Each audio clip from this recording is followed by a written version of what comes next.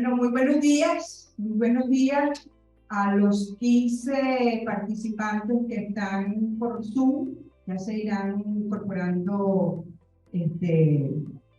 más personas y tenemos aquí en la sala aproximadamente van como 25 estudiantes de la 25, bueno, ya lo tenía.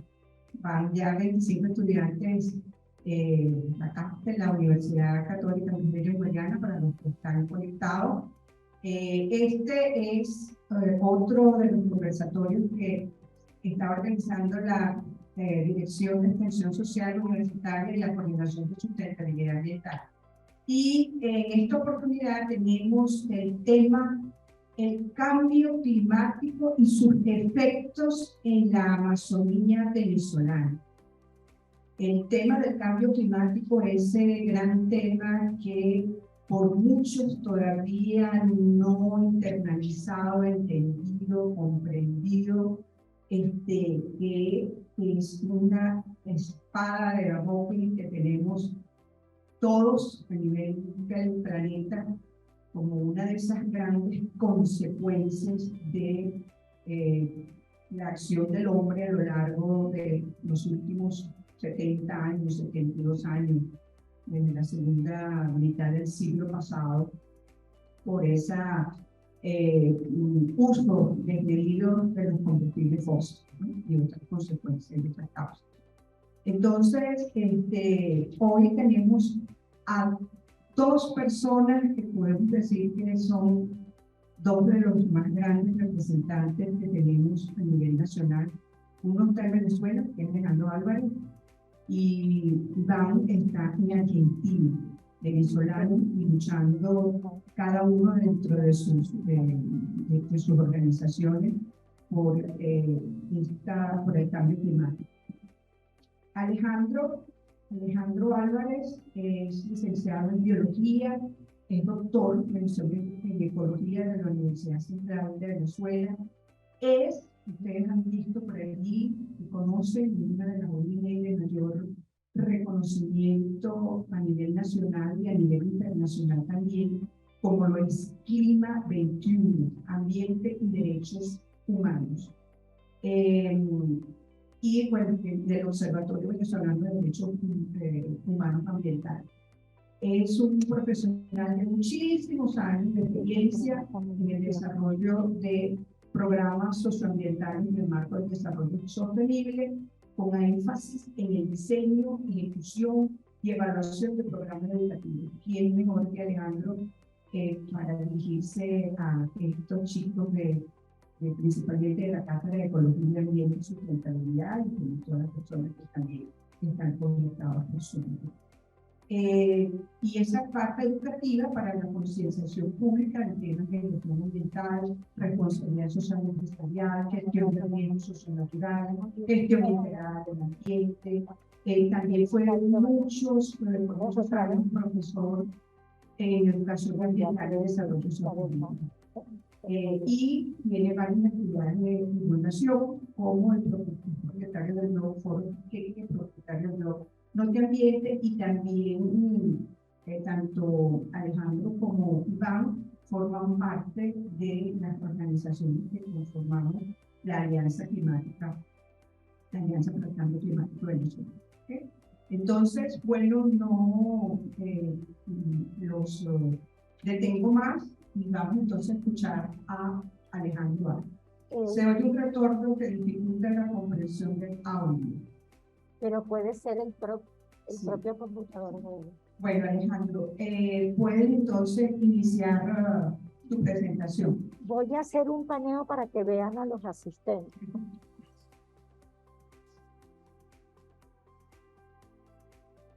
Chicos, que ya llevamos hasta ahora en el foro. Muy bien. Ok, Alejandro. Muy buenos días a todos. Muchísimas gracias a Florencia y a toda la Universidad Católica Andrés Bello en el núcleo Guayana por haberme invitado a este importante conversatorio en el cual vamos a tener un poco de hablar sobre el tema de cambio climático y en particular qué hacemos.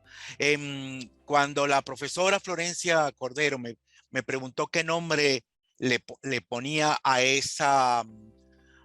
este conversatorio, le comuniqué que bueno, que podía llamarse, llegó el cambio climático, ¿y ahora qué hacemos? Pero a medida que lo iba desarrollando las ideas de lo que quería conversar, se me ocurrió que eso tenía un nombre más impactante. Es decir, ahora qué hacemos tiene una respuesta: educarnos. Entonces, que realmente, ya que tenemos el cambio climático, vamos a educarnos. Entonces, un poco vamos a entrar en qué quiero trabajar aquí. Como ya me presentaron, trabajo con una organización que es una organización muy particular porque trabaja sobre temas de derechos humanos ambientales, y en particular iniciamos nuestro trabajo desde hace unos años atrás trabajando con el tema de cambio climático. Por eso es nuestro nombre Clima 21. Muy bien, entonces el cambio climático en su forma más simple es la consecuencia del aumento de la temperatura global producto del incremento de gases en la atmósfera que evitan que el calor acumulado por la Tierra se pierda en el espacio. Esos gases son de origen humano y provienen principalmente del uso de combustibles fósiles, es decir, de la gasolina, del carbón, etc. Pero si la explicación es relativamente sencilla, no es sencillo cuáles van a ser las consecuencias de este aumento de la temperatura. Entonces, hablar sobre cuáles son las consecuencias, ya que los efectos de un aumento general de la temperatura global es absolutamente complejo, ya que estamos sobre un sistema tan complejo como toda la Tierra, en el cual al calentarse va a tener cambios que se van a producir en distintas partes del mundo de manera diferenciada, de manera particular, de manera heterogénea y de manera variable. Para esto, para poder predecir la posibilidad de lo que va a ocurrir, se utilizan modelos matemáticos predictivos que, aun cuando son bastante precisos, hasta cierto punto no nos permiten ver el futuro porque tampoco son bolas de cristal. Para el caso de Venezuela, lo que se prevé es una disminución de la cantidad de precipitación, es decir, de la cantidad de lluvia que cae en el país, en contraposición con un aumento de eventos meteorológicos extremos, es decir, de tormentas, lluvias torrenciales o sequías, así como inundaciones en las costas producto del aumento del mar. Asimismo, también una disminución de la producción agrícola y pecuaria producto del aumento de la temperatura y menor cantidad de agua disponible, y un aumento de las enfermedades transmisibles por vectores y dolencias de salud por las altas temperaturas. Es decir, le vamos a poner las cosas fáciles a los zancudos que producen la malaria, la fiebre amarilla, a los tipos que producen el mal de Chagas y a otras enfermedades. Para el caso específico de Guayana, esto significa una pérdida importante del delta del Orinoco que quedará bajo las aguas del mar.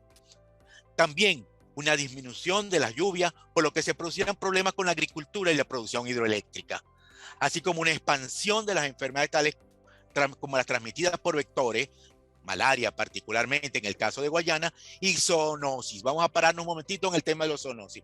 Las zoonosis son enfermedades en cual su origen está dentro de una especie animal y en algún momento brinca la barrera genética y puede alcanzarlo a los seres humanos. Sobre esto tenemos una larga lista en el cual el COVID-19 es solamente una de ellas, y actualmente en todo el mundo ya se acaba de dar una alerta global con el tema de la viruela del mono. Son todas ellas zoonosis. Asimismo, vamos a tener problemas por las altas temperaturas, ya que en algunas partes del mundo ya está ocurriendo, en el caso de Europa, Asia, en el cual se están alcanzando temperaturas por encima de los 40 grados centígrados, incluso hasta temperaturas tan grandes como 49 y 50 grados. Eso no es compatible con la salud ni posiblemente hacer ningún trabajo ahí. En Venezuela, aun cuando no se prevén temperaturas tan altas, temperaturas tanto como 39, 40 grados que pueden alcanzar 41, 42, pueden producir problemas de enfermedad a personas sensibles y además impedir cualquier trabajo físico que se pueda producir. Además de eso, el cambio climático tiene una particularidad que actúa sobre los problemas que ya existen. En la región de Guayana, problemas como la deforestación que está ocurriendo a un nivel muy grande. Clima 21 está terminando en este momento un informe sobre el tema de deforestación venezolana, y la velocidad en que se está deforestando en Guayana es asombrosamente y peligrosamente alto, y eso va a tener consecuencias. El cambio climático se va a montar sobre esas consecuencias, por lo tanto potenciando lo que va a ocurrir. Dicho eso, ¿Qué podemos hacer? Mira, existe una cantidad de propuestas internacionales sobre lo que deberíamos estar haciendo. Infortunadamente no estamos haciendo ninguna de ellas.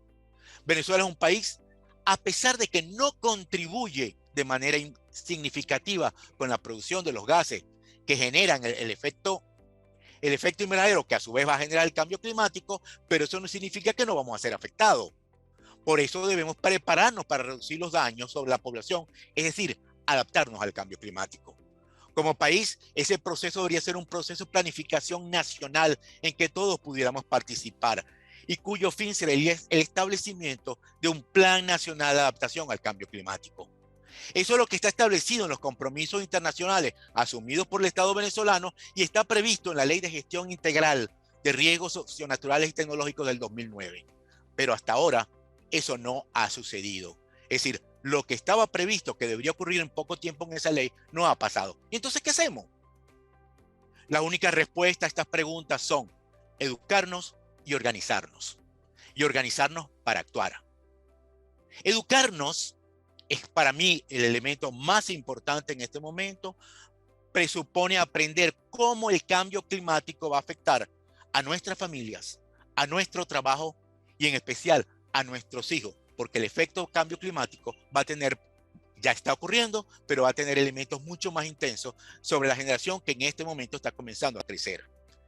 Esta pregunta, esta indagación de qué debemos educarnos debe llevarnos a la necesidad de aprender a realizar acciones ambientales, tales como aprender a realizar planes de contingencia para actuar frente a las tormentas, inundaciones. ¿Qué ocurre en este momento en nuestra familia?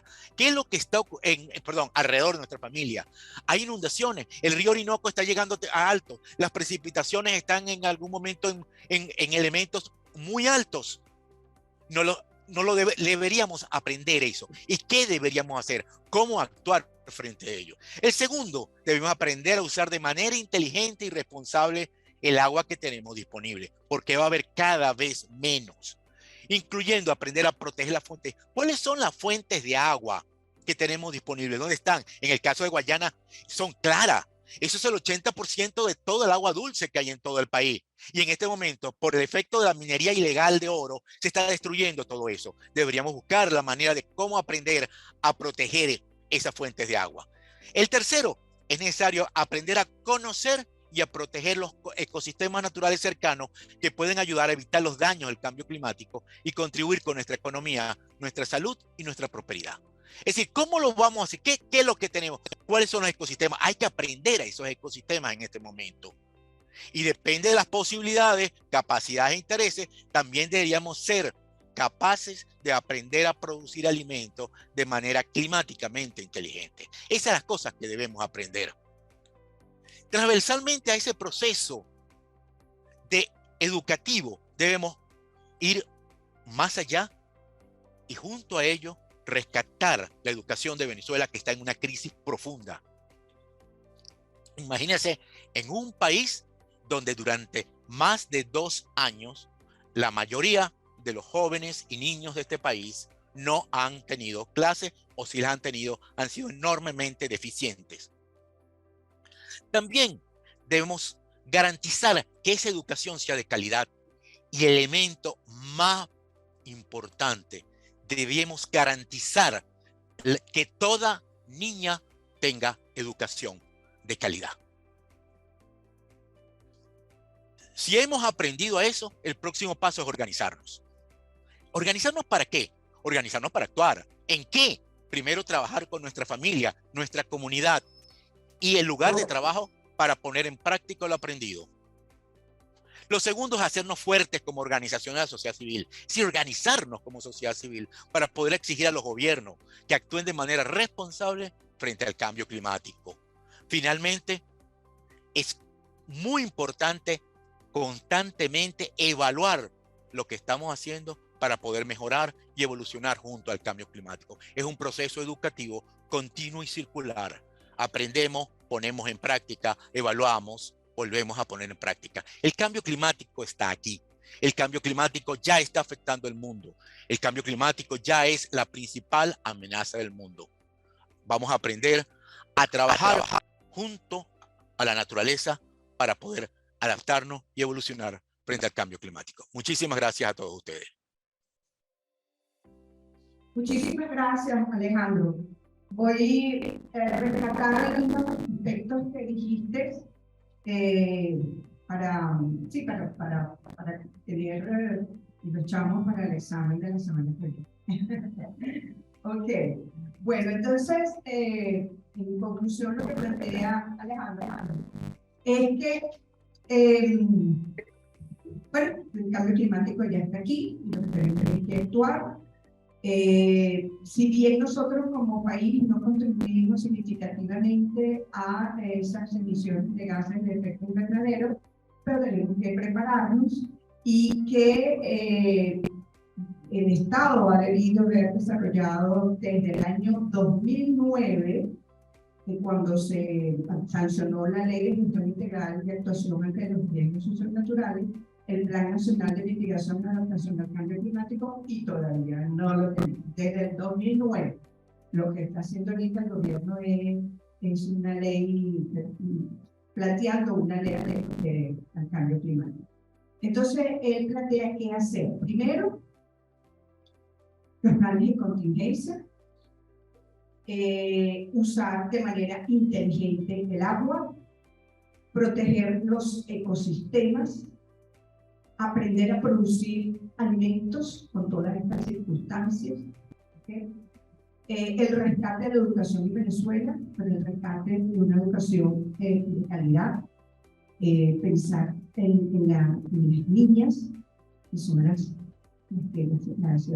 parte de esa, en la familia a nivel de Latinoamérica y Venezuela, que tiene una gran responsabilidad en la formación de la familia, y hay que organizarnos para actuar y hacernos más fuertes como sociedad civil y evaluar, planificar, verificar, actuar todas esas actuaciones que tengamos para ese combate al cambio climático.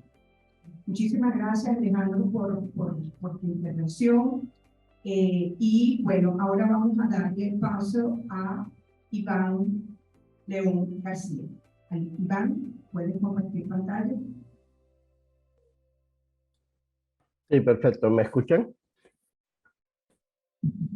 Sí, te escuchamos excelentemente.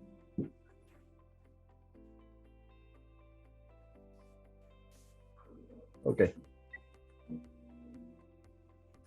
Listo. Creo que ya se está compartiendo la pantalla, ¿correcto?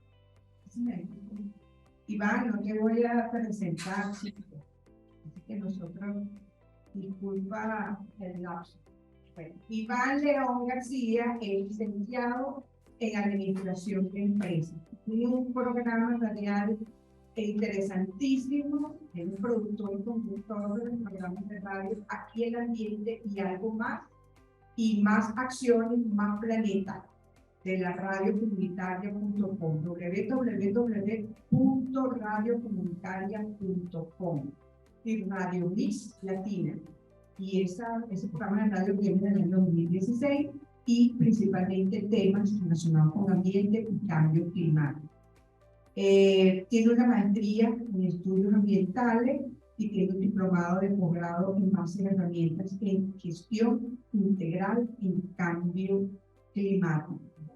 Presidente del Instituto, fue presidente del Instituto Autónomo Municipal de Saneamiento y Protección Ambiental del municipio de Sucre. Y bueno, como les dije inicialmente, tanto Iván como Alejandro, dos personas con una gran trayectoria, gran conocimiento y trascendencia en los temas de cambio climático. Ahora sí, Iván, disculpa la interrupción. No, no te preocupes.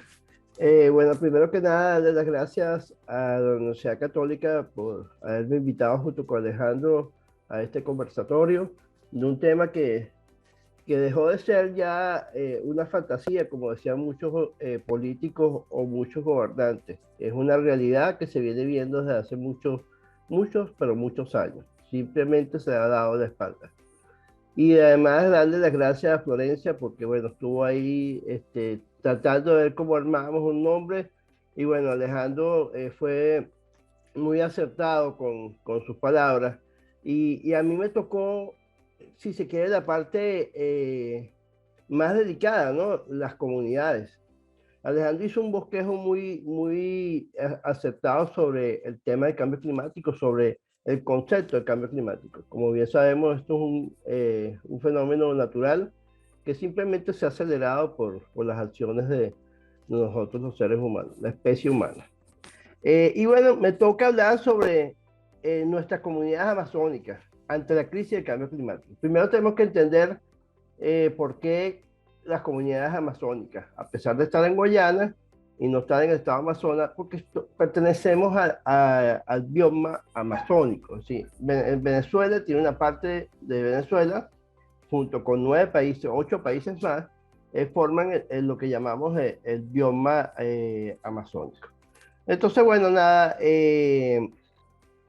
¿por qué de qué manera nosotros formamos parte de ese bioma si nosotros no estamos en la cuenca del río Amazonas? Pues resulta ser que sí, hay un fenómeno hidrológico bien interesante, que es el que hace que las aguas de nuestro río Orinoco, de alguna manera u otra, hagan un tributo hacia el Amazonas a través del canal del Cassiquiare, y este Cassiquiare que descarga en el Río Negro va directamente al Amazonas. Por eso nosotros entramos en ese bioma del Amazonas. Bioma que, como dije, está formado por 9 países, entre los cuales está Venezuela, y hay algo interesante. Es decir, y cuando hablamos de cambio climático, ¿por qué es tan importante el cambio climático y por qué es tan importante el Amazonas en la región para el cambio climático? Porque bueno, el Amazonas es el estabilizador del clima en nuestra región. Porque en la Amazonas se forma un fenómeno que muchos conocemos como los ríos del aire.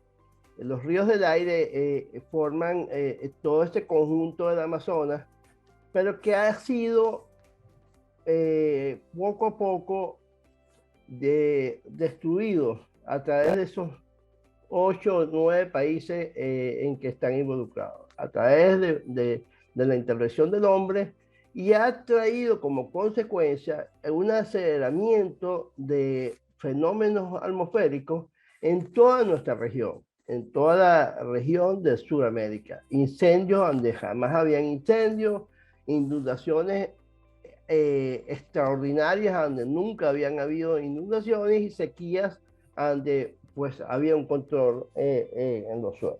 Entonces, cuando nos incorporamos a las comunidades indígenas, nos hacemos unas preguntas muy sencillas.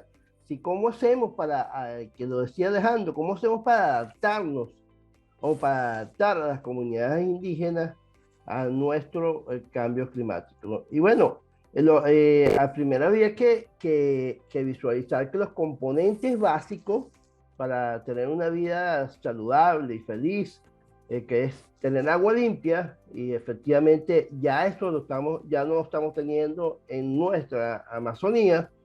Aire puro, pues el aire puro se está destruyendo a través de la quema para la deforestación, y el clima no ha tenido ningún tipo de estabilidad y mucho menos puede ser predecibles.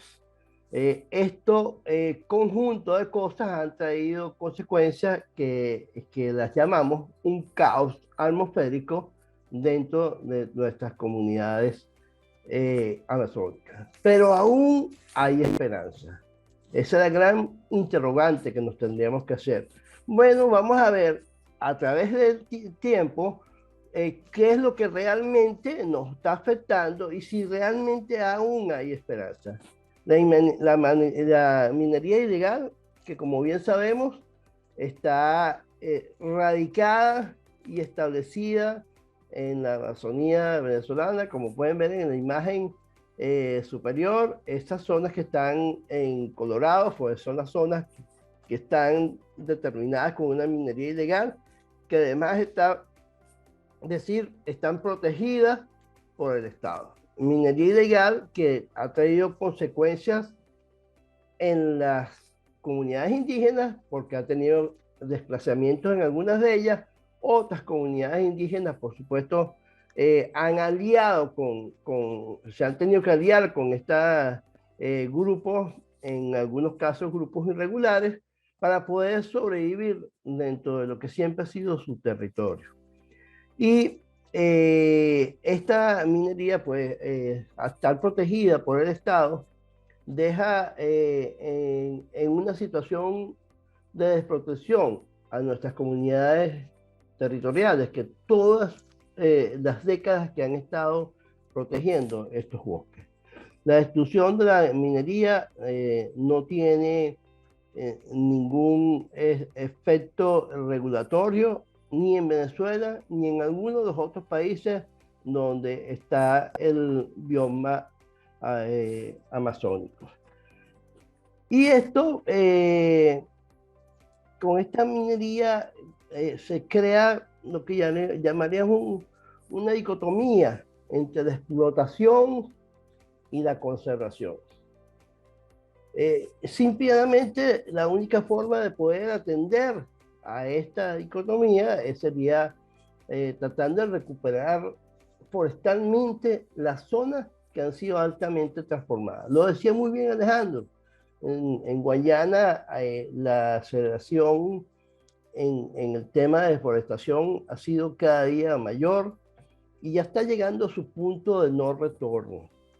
Y ahí es donde tenemos que preocuparnos, porque cuando llegamos al punto de no retorno, las consecuencias van a ser catastróficas y va a ser imposible. Yo no quiero venir aquí a traer temas de catástrofe, pero es una realidad y es una realidad en la que estamos viviendo. El problema es que radica en la extracción minera legal que está autorizada y amparada por un Estado donde contra la conservación de la biodiversidad, la salvaguarda de la cultura de las comunidades indígenas, ha sido de manera incontrolable para inclusive aquellos grandes luchadores que ahorita lo vamos a ver mucho más adelante, que están siendo asesinados en algunos casos. Tenemos uno reciente que inclusive ha llegado a niveles internacionales, pero de ahí no pasa. Y nuestras comunidades indígenas necesitan un apoyo.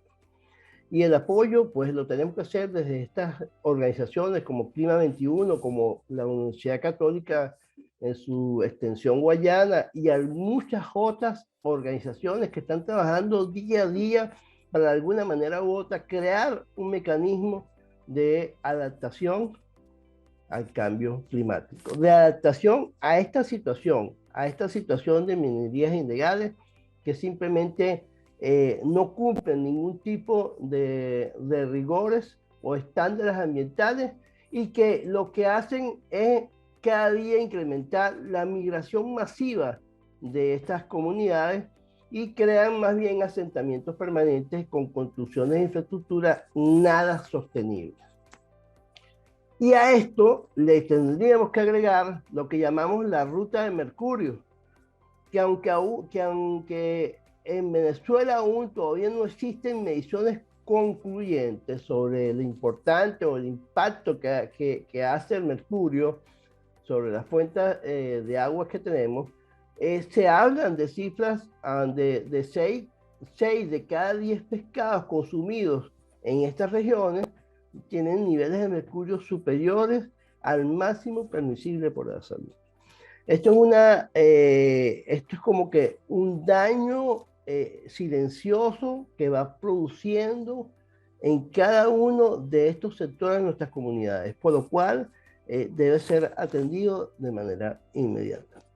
Deforestación, ni siquiera que voy a andar en el tema, ya lo dijo muy bien Alejandro, es un tema que cada día está siendo muy alto, muy acelerado y estamos llegando a un punto de no retorno con la deforestación. Pero regresamos a nuestra interrogante. ¿Aún hay esperanza? ¿Será que el bioma amazónico tendrá esperanza para poder recuperarse a los efectos que ha producido el cambio climático en la región? Pues sí, hay esperanza y hay que trabajarlas. Los pueblos indígenas y tribales siempre se han caracterizado Esto salió un informe del 2020 de la FAO, donde se dice que nuestros pueblos indígenas son los mejores guardianes de los bosques en la América Latina y el Caribe, porque fueron capaces durante décadas de reducir las tasas de deforestación, la pérdida de diversidad y evitar las emisiones de CO2. Entonces, sí hay esperanza si hacemos un trabajo como el que se viene haciendo con muchas organizaciones desde nuestras comunidades indígenas que han dado un aporte, un servicio a toda la sociedad de nuestro continente a través del mantenimiento de ese bioma amazónico. Pero hay que tener un poco de conocimiento y, como decía Alejandro, hay que educar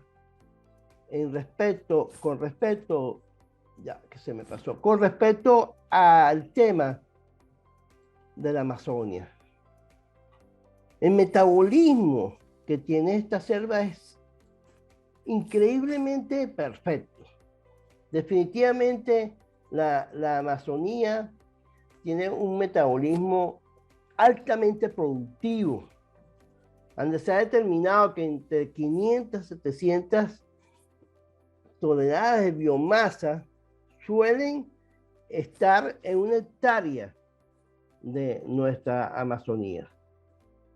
Es un promedio de entre el 8 y 10% que se recicla al año por sí sola. La naturaleza es perfecta en este sentido. Y brinda así una productividad biológica primaria que ronda entre 40 y 70 toneladas. Nuestras comunidades indígenas han sido tan inteligentes con respecto a este metabolismo de la selva, que en el proceso de su vivencia ellas iban circulando, iban mudando sus poblaciones para permitir que la propia naturaleza hiciera el reciclaje interno para cuando regresaran a ese territorio de nuevo, ya tuviera territorio fértil, compuesto en un ciclo natural de su metabolismo. Y esto que le pongo aquí es una simple imagen comparativa de lo que pudiéramos conseguir en esa hectárea de selva, en esa hectárea de la Amazonía, que siempre ha sido controlada por nuestras comunidades. Comparada con una cancha de fútbol, un deporte muy conocido a nivel mundial, pudiéramos hablar que en ese espacio, dentro de la Amazonía, tendríamos hasta 317 árboles, con 160 especies de pájaros, 33 anfibios, 96 plantas epífitas, 22 tipos de reptiles, primates. Si el caso fuese que pasara algún río con unas dimensiones entre 150 metros de largo y hasta 5 metros de ancho, podríamos tener 44 especies marinas y 1.000 millones de individuos invertebrados, que es lo que hacen que ese movimiento en la Tierra sea una Tierra fértil.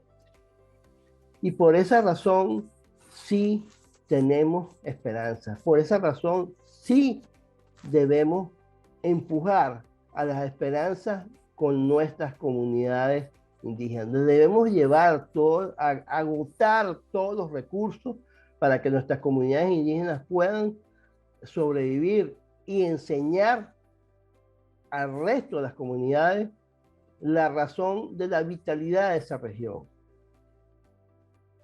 Es importante que se ha estado trabajando ya en ese bioma amazónico. Ya hay gobiernos y estados que de alguna manera u otra se han movido algunos recursos y se han determinado algunas áreas protegidas, como también se han reconocido territorios indígenas. Pero hace falta una conectividad para fortalecer esos servicios ambientales, la resiliencia del planeta y la estabilidad del clima en la zona, que sería la estabilidad del clima para toda la región. Y a eso me traigo yo 4 piezas que me parecen que son vitales para conectar. Esto nos pudiera dar la oportunidad de articular con nuestras comunidades indígenas y hablar y repensar en relación a cómo salvar a la tierra. Como también nos generaría unas preguntas. ¿De qué manera podríamos reaccionar con ella? ¿De qué manera podríamos interactuar con ella? ¿En qué consiste nuestra riqueza? Que la tenemos ahí. ¿Y de qué depende nuestro futuro?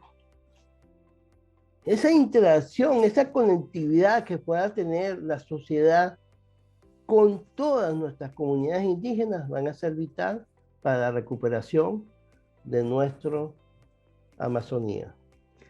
Esto es un escenario que se tiene previsto para la Amazonía, donde si no tomamos coto, tendríamos un escenario de un punto de inflexión del cual no podríamos salir. Muchas gracias.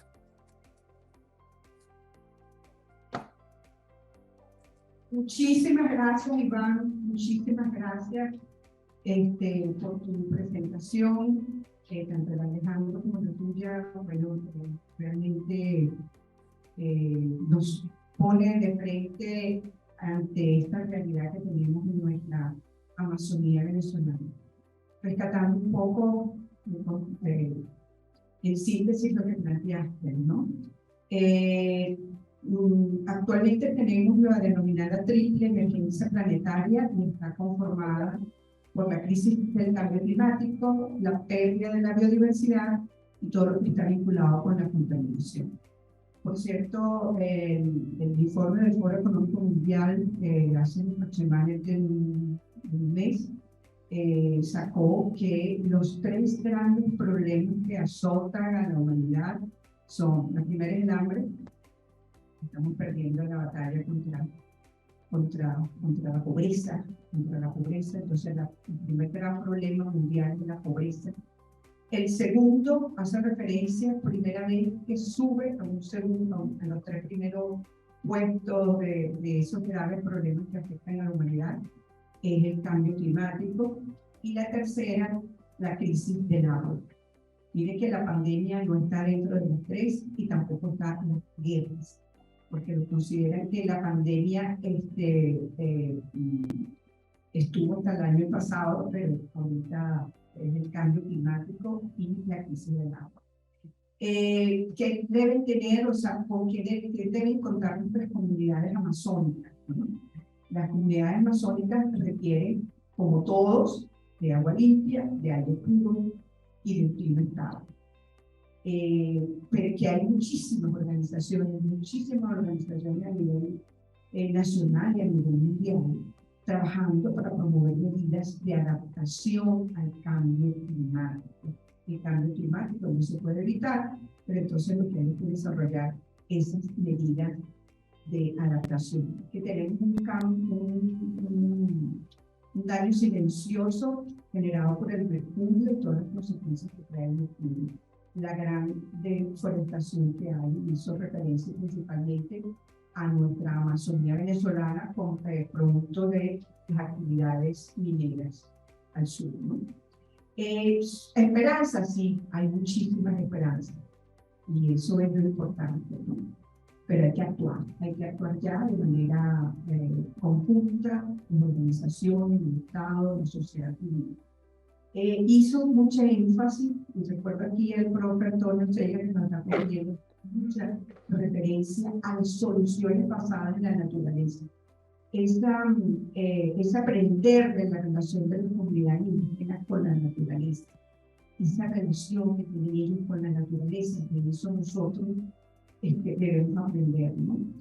Hay que educar con relación al metabolismo perfecto que existe en la naturaleza, pero que nosotros, bueno, lo hemos transformado, ¿no? Y al final, pusiste cuatro imágenes que me encantaron, pero pude anotar 2, que cuando aparecían los 2 señores sentados conversando, ¿no? ¿De qué manera podemos relacionarnos? O sea, es sentarnos a pensar entre todos de qué manera podemos relacionarnos con la naturaleza y de que esa relación con la naturaleza va a depender nuestro futuro. ¿Okay? Bueno, ahora, ¿qué sigue? Tenemos 25 participantes por la sala Zoom. Tenemos unos estudiantes aquí en la sala. Si tienen alguna pregunta, pueden formularla a través del chat. Mientras formulan, si tienen alguna pregunta a través del chat. Ok. Muy bien.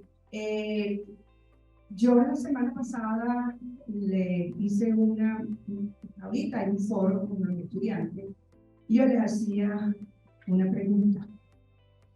Una de esas preguntas es lo siguiente: antes de entrar al curso de medio ambiente y sustentabilidad, ¿qué pensaba sobre el cambio climático? ¿Y ahora qué pienso? O sea, ¿cuál ha sido ese cambio? Y cerramos con broche de oro con Alejandro y con Iván, que hoy es nuestro último día de clase formalmente. Entonces, tengo aquí 25 estudiantes.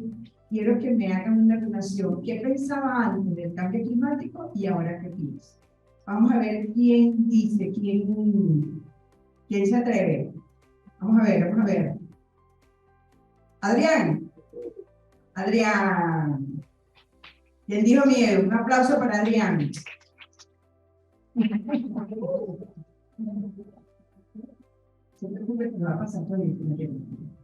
Adrián, ¿qué pensabas tú antes del cambio climático y ahora qué piensas?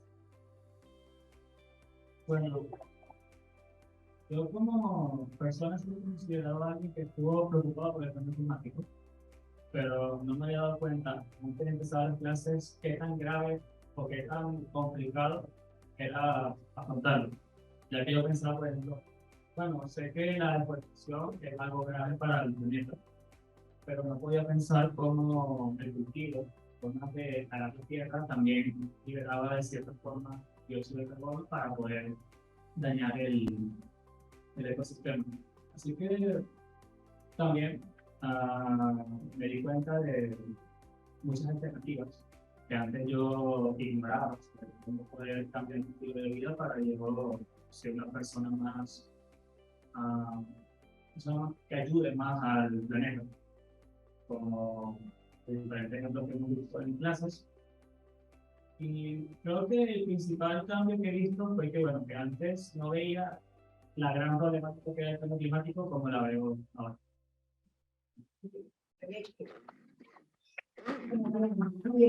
Vamos a ver otro, Valeria, eso, Valeria. Muy bien, Valeria. Ok, ¿qué pensabas antes del cambio climático y ahora qué piensas?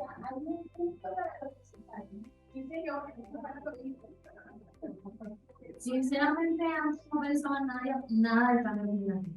Prácticamente veía que estaban todas las noticias, en redes sociales, pero no le prestaba la suficiente atención. Era como que estaba ahí, pero yo no lo veía. Y gracias a la cátedra, en realidad es como que soy más consciente de ello, ahora relacionado el cambio climático con gases de efecto invernadero, y o sea, también cambios en el ecosistema, más que todo en el de nosotros. Y sí me ha ayudado a concientizar bastante. Gracias.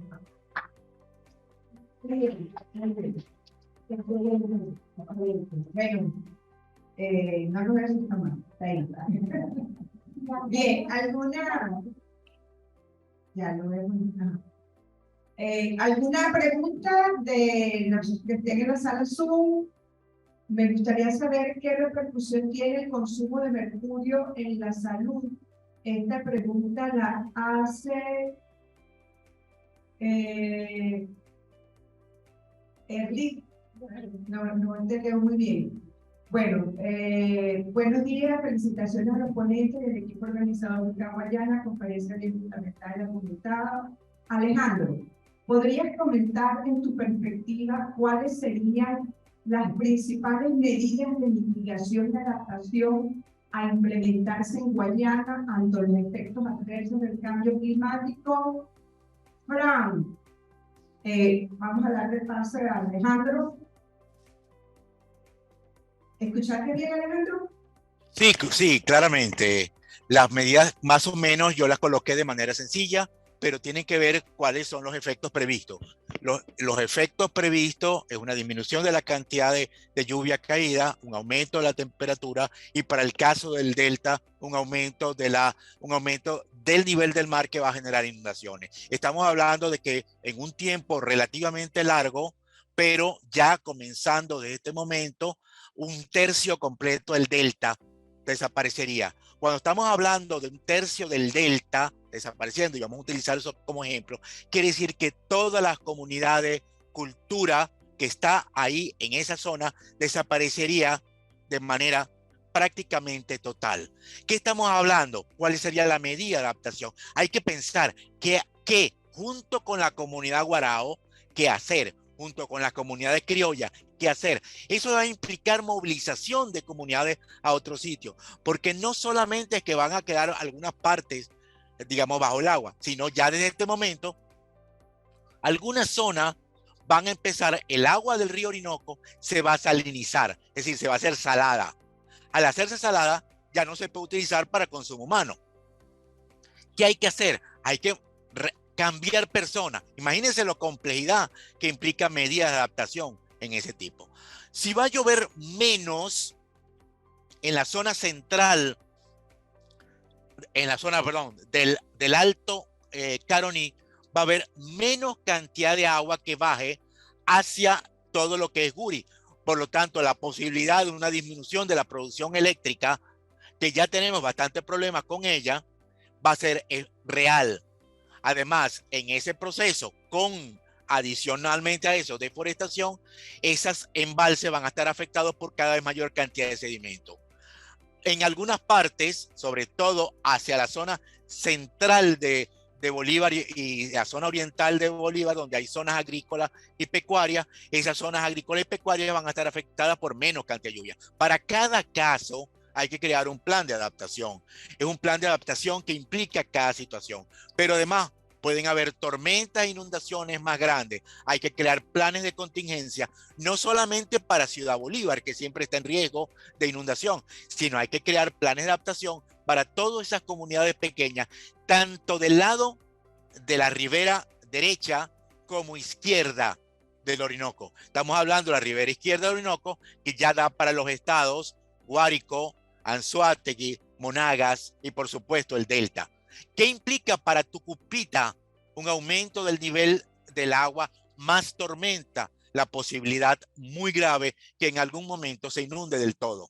Es decir, para cada caso hay que crear el plan y el plan tiene que ser un plan conjunto entre las autoridades gubernamentales y la comunidad con las posibilidades de los actores, todos los actores sociales. Estamos hablando de universidades, estamos hablando de sociedad civil, estamos hablando de los empresarios y estamos hablando de todos y cada uno de nosotros.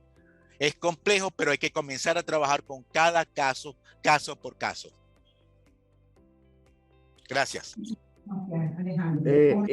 Florencia, yo le agregaría a eso que está diciendo Alejandro, que como consecuencia de esas inundaciones y esas pérdidas de territorio, vendrían los que le llamamos nosotros las migraciones climáticas. Y entonces hay un plan al cual tampoco hemos estado preparados, que estas migraciones, estas poblaciones van a ir a territorios donde jamás nunca han estado y territorios que no están preparados para recibir esa cantidad de personas y en las condiciones que lo van a recibir. De hecho, eso está sucediendo en todas las regiones. La migración climática es una consecuencia, por supuesto, del cambio climático. Quería aprovechar la oportunidad para responder a lo que te preguntaron sobre las consecuencias de la ingesta de mercurio. Unas cosas que se pueden observar con la ingesta de mercurio son trastornos neurológicos, síntomas como temblores, insomnio, en algunos casos pérdida de memoria y disfunciones cognitivas y motoras. Muchísimas gracias, Alejandro. Muchísimas gracias, Iván. ¿Puedo agregar algo, Florencia? Sí, ¿cómo no? ¿Puedo agregar a lo dicho? Sí, complementando ya lo dicho por Iván. que es correcto totalmente todo lo que está diciendo, pero un elemento muy complejo es que en las primeras fases de la intoxicación por mercurio no se puede entender, o sea, primero no sabemos, todos en este momento debemos tener pequeñas cantidades de mercurio. Piensen cada uno de ustedes, los que viven allá en Ciudad Bolívar, en Puerto Ordaz, en toda esa zona, si han comido laulao en su vida. Y seguro que sí, o han comido cualquier dorado, cualquiera de esos grandes bagres, han comido pavón, han comido eso. Todos ustedes tienen mercurio en su cuerpo, todos ustedes. Si se pudieran hacer un estudio sobre la cantidad de mercurio en su cuerpo, va a aparecer. Entonces, esa cantidad de mercurio en su primera fase no produce ningún efecto visible. Son pequeñas cantidades que sus efectos son lo que se llama subletales, o sea, no tienen un daño claro a la salud, pero está ya demostrado que a largo plazo puede promover la presencia de cáncer. Luego, a medida que aumenta la cantidad de mercurio, va a tener dos efectos que son muy graves. Uno sobre las mujeres en edad fértil, ya que el mercurio que tienen en sus cuerpos pasa a través de la placenta a los bebés en formación. Esos bebés en formación intoxicados de mercurio no tienen un desarrollo neuronal correcto, por lo tanto van a nacer, si es que nacen, con graves defectos de su desarrollo neuronal. Posiblemente nunca puedan ser niños normales.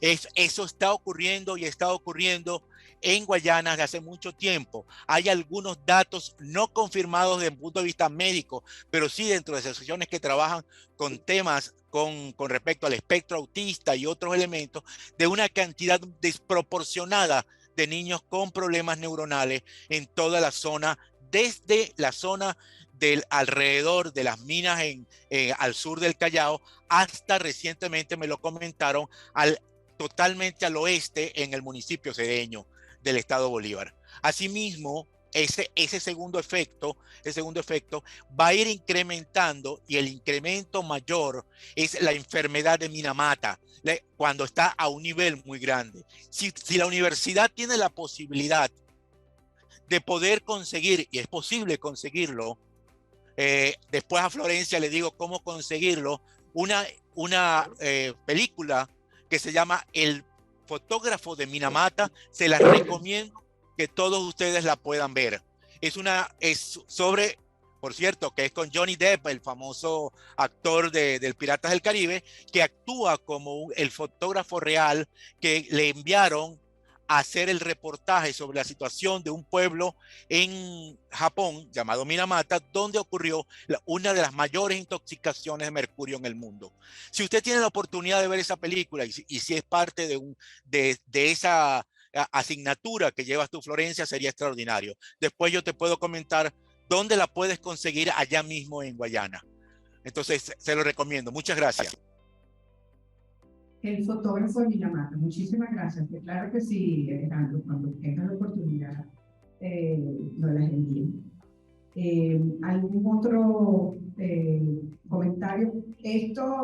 Algún estudiante en una oportunidad me dijo, bueno, profe, es que ya no puedo comer, entonces el mercurio es acumulativo, ¿verdad, Alejandro? Es acumulativo. No puede comer. Sí, totalmente acumulativo. Es acumulativo, entonces si vamos a estar comiendo todo el tiempo, todos los días, podemos comer una que otra vez, pero no en las cantidades que pueden generar, ¿verdad? Pero ¿cómo le dices tú a una comunidad de pescadores que su ingesta alimenticia proteica principalmente en este tipo de... O sea, es una situación bien compleja, pero forma parte de esas medidas de adaptación de las cuales ha hecho referencia tanto Iván como Alejandro. ¿Okay? Bueno, vamos a ver alguna otra pregunta. Alcides Carrasquel. ¿Cuáles normativas se aplican para contrarrestar el cambio climático? ¿Existirán contralorías para detener la deforestación minería ilegal y contaminación de recursos hídricos? ¿Habrán organismos o instituciones públicas o privadas encargadas? Alejandro o Iván, ya sabemos la respuesta, pero... Por mi parte, muy rápido. La respuesta no está en este momento en organismos gubernamentales. La respuesta está en cada uno de nosotros, en nuestra negación a aceptar la destrucción de Venezuela como un hecho que no puede tener vuelta atrás. La codicia es el gran mal del mundo y la codicia es lo que está gobernando en este momento la situación y destrucción de Guayana. Así que nosotros, si nos negamos y luego nos organizamos para aprender a decir no, no queremos ese como nuestro futuro de nuestro país, de nuestro lugar, de nuestras familias, porque eso es lo que está pasando. Va a ocurrir en un momento que vamos a imponernos como sociedad. Eso es lo que quiero decir. Gracias. Coincido en totalidad con mi amigo protector de los derechos humanos, que además está a decir que el individualismo, eso que le acaba de decir, la codicia está fichada por el individualismo. Hay que trabajar más en función de la colectividad. Al pensar el trabajo de colectividad, pensamos en el beneficio de un conjunto y no en el beneficio de un grupo.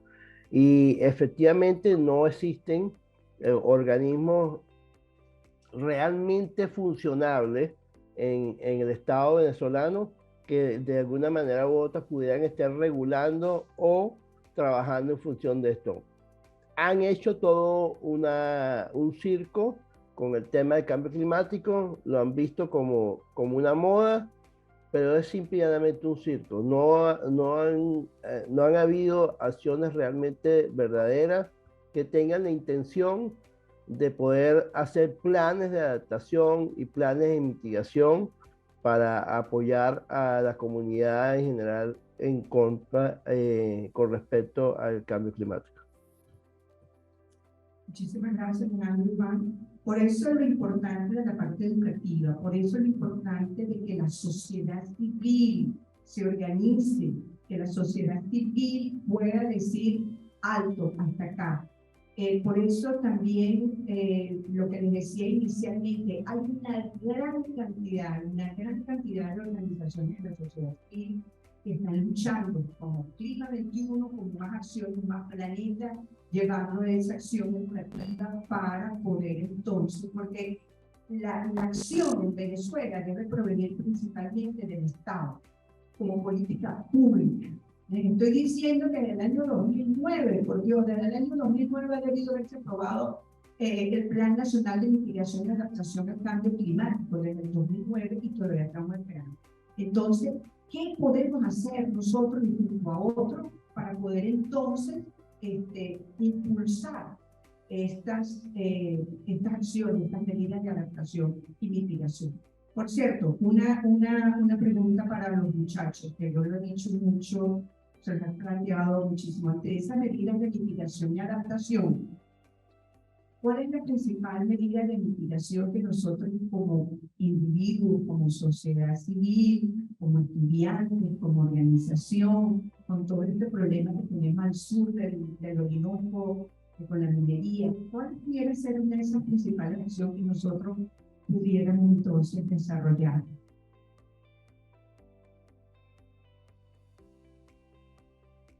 ¿Siembra de? ¿Seguro? Siembra de árboles. Siembra de árboles. Siembra de árboles. ¿Por qué los árboles?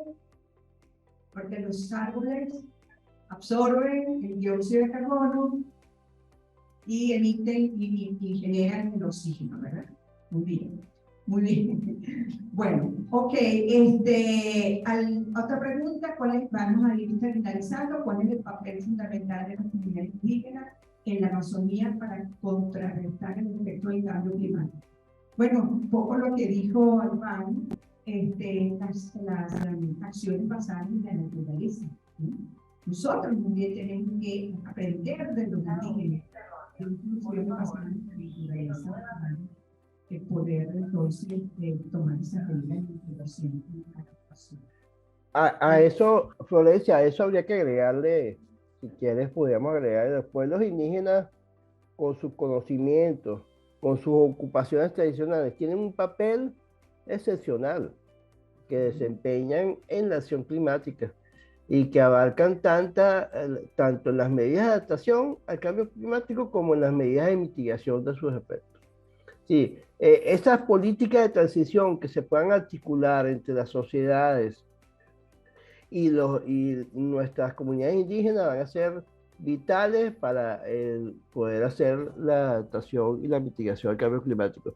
Y con esto quiero agregar que nosotros somos la primera generación que está viviendo el efecto del cambio climático, el efecto real del cambio climático, pero también somos la generación que tiene la responsabilidad de disminuir, de mitigar este cambio climático. Muchachos, generación, responsabilidad, compromiso, desde la especificidad de cada uno de sus carreras, porque aquí hay estudiantes de ingeniería, de administración, comunicación social, derecho, relaciones industriales, educación. ¿Qué hacer desde la especificidad de sus carreras, ustedes y junto a otros, y cuando estén ejerciendo su carrera para poder contribuir? Que todos ya es ese compromiso y todos pueden actuar. Muy bien. Vamos a tomar una última pregunta. Vamos a ver aquí. Cristina Fiol. Cristina Margarita. Para el amigo Alejandro Álvarez. ¿Cómo podemos hacer entender a los venezolanos que viven en las zonas costeras que aún ven la Amazonía venezolana como algo muy lejano y que no internalizado que todos esos impactos por minería y otras actividades antropogénicas nos afectan a todos los venezolanos? Además que ahora, con la proyección de sustentado en la nueva ley de zonas económicas especiales, donde los efectos del aumento del nivel del mar, tal como tú muy bien lo has señalado en tu excelente ponencia. Saludos desde el eje de Margarita, donde nadie está pendiente de los efectos del cambio climático sobre el nivel del mar. Muchísimas gracias, Cristina. Entonces, Alejandro, por favor, para que le responda a Cristina. Es decir, Cristina, lo primero que debemos, no tenemos que obligar a nada a nadie, lo que tenemos que educar. Es decir, educar implica nunca imponer un punto de vista, lo que implica es convencer. Y convencer, si no lo podemos hacer mejor como lo hemos hecho hasta ahora, es decir que tenemos que mejorar nuestros argumentos, tenemos que mejorar nuestras estrategias de comunicación, tenemos que mejorar nuestra manera de actuar frente a cantidad de cosas. En las condiciones difíciles de Venezuela implica incluso ir un paso a paso, e ir consiguiendo grupos de personas que trabajan en conjunto. En el caso de Margarita, aun cuando no hay trabajos directamente, hasta ahora no los he visto, mejor dicho, sobre el efecto del aumento del nivel del mar sobre Margarita, muy posiblemente se vean afectados ciudades como Por la Mar, se ve afectado, y por supuesto se va a ver muy afectado el Parque Nacional Arestinga. Posiblemente quede inundado. Déjame revisar un poco más sobre lo que haya para buscar las posibilidades de que haya ya algún tipo de cálculo al respecto de eso. Pero es sí seguro que siendo Margarita, estando dentro de la zona semiárida de Venezuela, aún caiga menos agua de la que cae en este momento, dependiendo cada vez más del flujo de agua que venga del continente a través de una tubería, lo cual lo hace muy gravemente empobrecida, hídricamente empobrecida. Eso es una condición que Margarita como un todo tiene que actuar. Es decir, el efecto más intenso son esos dos, agua y el aumento del nivel del mar. Y agua es el que está afectando ya y que debería estar trabajándose. Es decir, ¿cómo vamos a compensar aún menos agua? ¿Cuáles son los criterios? Y eso debería comenzar en todos los niveles, desde un criterio desde estatal hasta local. Es decir, en este momento, todas las casas, en este momento en Margarita, que se vayan a construir o incluso modificar las construidas, deben recoger todo el agua de lluvia que cae. Y debe entonces reservar esa agua de lluvia, que aunque no es posible utilizarla para como agua potable, es posible utilizarla para lavar, para bajar pocetas, para bajar una cantidad de cosas, un uso, dejando el agua potable realmente para estricto uso de eso. Entonces deberíamos ya estar en eso. Hasta debemos tener capacidad de qué tipo de cultivos van a poder hacerse en Margarita. Es decir, como dije antes, la adaptación al cambio climático implica entender cada uno de los efectos y poder trabajar sobre cada uno de ellos. Un elemento de la Amazonía con Margarita. ¡Wow! El delta del Orinoco es el final de un proceso muy grande de minería a lo largo de toda la cuenca del Orinoco. Por lo tanto, ahí llegan todos los desechos, y en particular metales pesados, y en particular mercurio, a ese sitio. Ya se ha detectado mercurio en todo el Golfo de Paria y se ha detectado mercurio en las manglares y aves en Trinidad. Se han detectado mercurio en moluscos a lo largo de la costa de Paria. Así que es muy posible en este momento que se consigan metales pesados en cualquier parte de la costa de Margarita. Así que en este momento debe haber gente que está consumiendo mercurio dentro del propio Margarita proveniente de las minas ilegales, asesinas, criminales que están ocurriendo en Guayana. Gracias. Muchísimas gracias, Alejandro. Bueno, por ahí.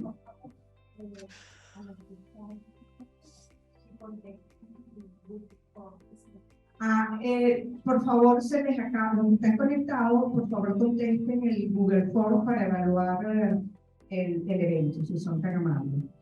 Bueno, vamos a ir cerrando. Yo quisiera darle la palabra al profesor Antonio Ceja. El profesor Antonio Ceja es profesor de la Cátedra también de Ecología, Ambiente y Sustentabilidad.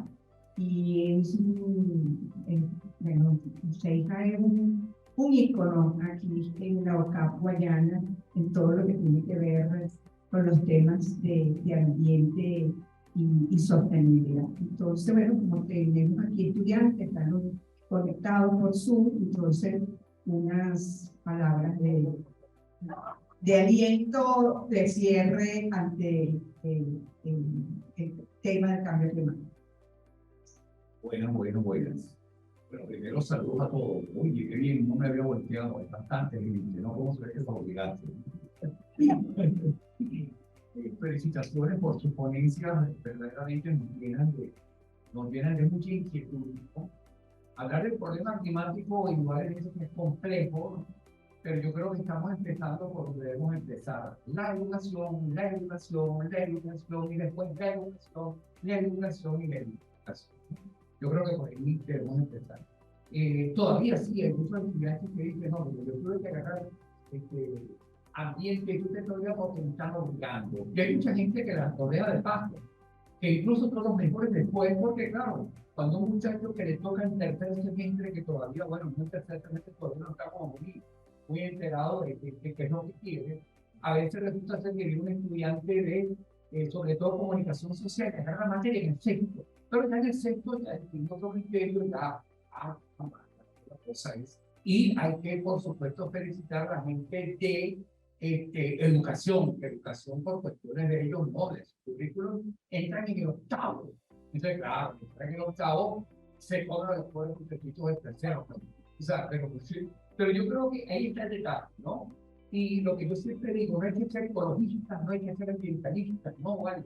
Es el sentido común, es la racionalidad, es entender el otro, es participar con el otro, o sea, es la humildad. Simplemente un proceso de humildad. Porque, ¿qué sé yo de ambiente? Nada, soy meteorólogo, yo lo que sé, yo casualmente soy ingeniero químico, bueno, ya no lo soy porque ya pasaron muchos años en ese negocio.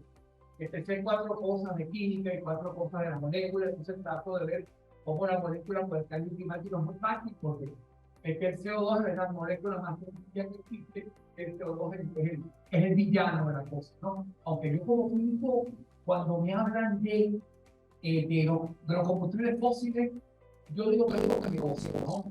Ahí hay un negocio armado, que evidentemente que no supimos manejar los combustibles fósiles, sí le supimos sacar su esencia, pero no lo supimos manejar arriba, generamos un problema, claro está. Pero cuando llegan y dicen, no, que la producción de carro eléctrico es otro negocio, ese es otro negocio. En el fondo no es una producción como tal, es un paliativo más para los consorcios internacionales que pongan de acuerdo para ver cómo se reparte esto, ¿no? Y aquí hay unas grandes verdades. Y yo creo que a veces nosotros nos hacemos sentir culpables. Tú eres culpable porque tú tomas Pepsi-Cola, porque tú compras un recipiente plástico, porque tú andas en un carro. Entonces nosotros todos somos culpables. Pues no. Los culpables son estas 100 empresas y lo podemos analizar. En el mundo no hay más de 100 empresas que son responsables del 70% de las emisiones de dióxido de carbono, ¿verdad? Son 100 empresas, acá hay empresas petroleras, acá hay empresas de transporte, la de construcción, etc. Entonces yo no soy el culpable porque yo no tengo alternativa. Cuando tú me dices, mire, yo tengo que ir a Caracas hoy. ¿Y cómo vas a ir a Caracas? En avión. Y es el peor, o sea, peor medio de transporte para los terminales es el avión, pero la pregunta es, ¿cómo yo voy para Caracas? El luchar. Mira, ¿cómo yo voy a buscar para Caracas con las condiciones de carreteras, etcétera? Y uno se puede analizar, uno no tiene opciones, pero yo no soy el responsable. El responsable son estas 10 empresas que desgraciadamente tampoco las puedo cerrar, porque si las cierro nos quedamos sin empleo en ningún plan, ¿no? Entonces hay que legislar para controlarlo. Y hay toda una legislación que a través desgraciadamente los lobbies, todo eso se pasa por alto, ¿no? Sobornan el Congreso, etcétera. Entonces acá las empresas tienen lobbies a nivel de los países, ¿no? Incluso en Norteamérica.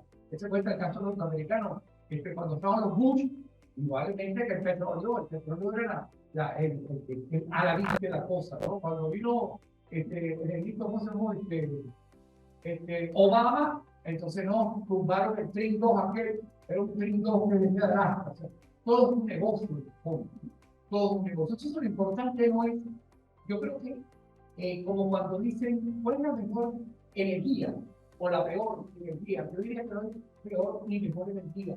Lo ideal es tener una matriz de opciones, incluso de la nuclear, con todo lo que yo representa, también sea una opción. Lo que no está bien, como el caso francés, por ejemplo, el 70% de su energía es nuclear, o el caso venezolano, donde el 70% es hidráulica. Eso tampoco está bien, es depender de una circunstancia. Y cuando nuestra amiga de Margarita preguntaba cómo la Amazonía, y se hicieron un recuento sobre los metales pesados, pero no, los grandes problemas están ahí. Nosotros en el año 2006 nos quedamos sin agua. Eso es verdad, nos quedamos sin agua totalmente. Y eso va a volver a pasar, yo creo que sí va a volver a pasar. Entonces, para decirle a nuestra amiga que no le va a llegar agua, porque la gente no entiende que el agua de Margarita va a llegar Turiniquil. Turiniquil está bajando la cueva del Guácharo, alguien conoce la cueva del Guácharo, ¿sí? Oye, qué raro, porque cuando yo lo con mis estudiantes, pareciera que todos ellos son alemanes, porque es como si fuera en Alemania. Bueno, el Turiniquil, pero eso hay que bombearlo, porque la gente cuando habla de agua, hay que hablar primero de energía, eso hay que bombearlo, algo así como Caracas está bien, y se le empieza a bombear en 400 metros de Capatagua. ¿Y qué es lo que hace falta ahí? Uno de los grandes problemas que tiene el producto de Caracas es la falta de agua, es la falta de energía, porque desgraciadamente no tenemos energía suficiente. Entonces, todo depende de todo.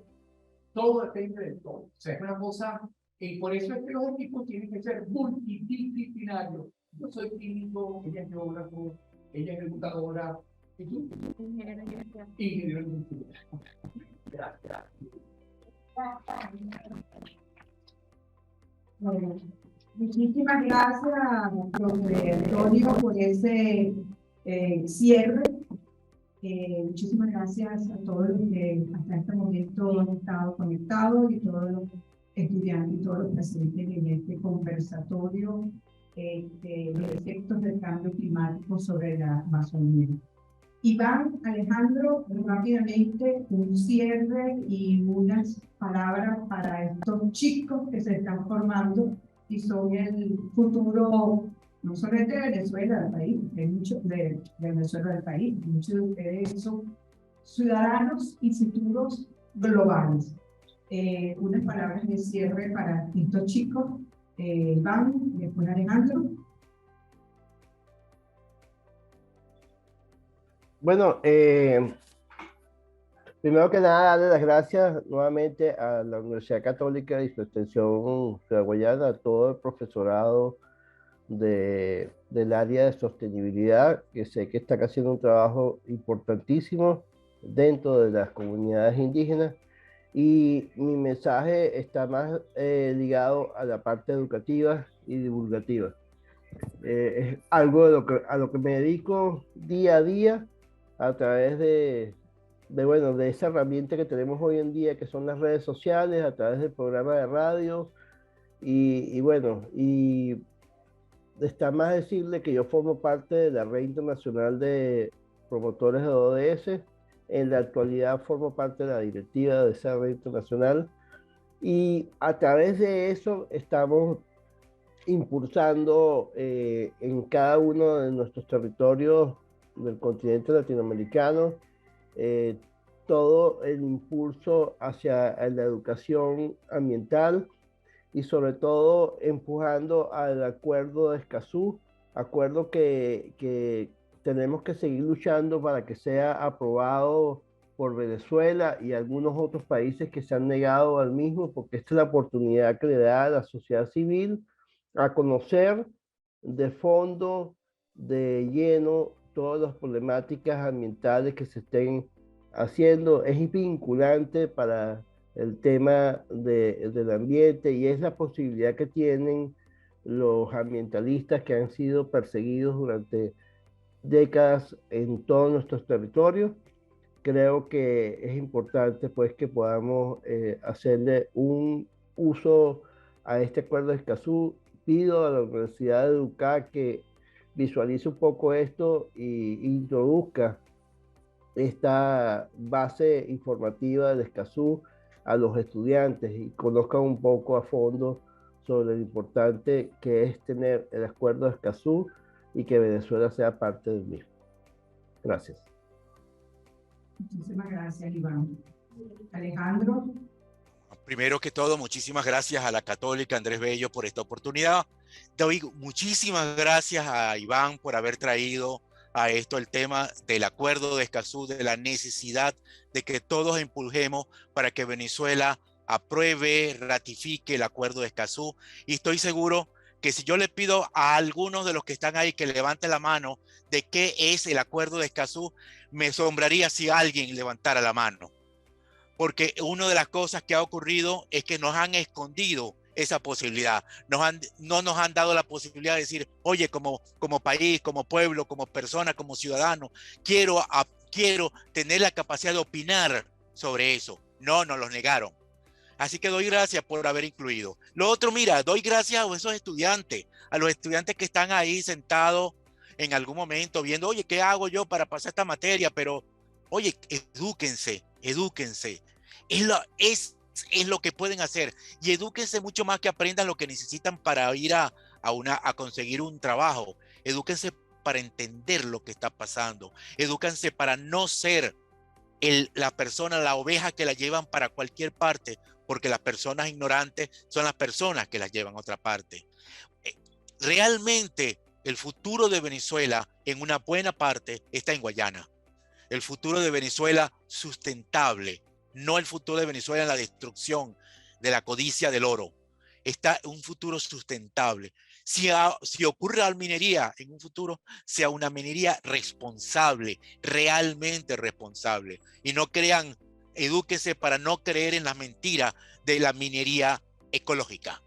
Esa es una gran mentira en todas partes y en todos sitios de este mundo y quién sabe en varias galaxias más. Así que sigan educándose, entiendan que lo que están haciendo es lo mejor que pueden hacer un joven en este momento en su vida. Y en tal sentido, los aplaudo. Muchísimas gracias. Ahora, el director de Extensión Social Universitaria para que haga el cierre del evento. Muchísimas gracias, Alejandro. Muchísimas gracias, Iván. Muchachos, cuando hablamos de educar, no es acumular datos, es acumular conocimiento y reflexión. Para lo que acaba de decir Alejandro, que no cualquiera pueda traerte una información y la creas porque te la están diciendo con un canvas muy bonito y muy bien diseñado. Es conocer para reflexionar y aportar para transformar socialmente. Gracias por venir.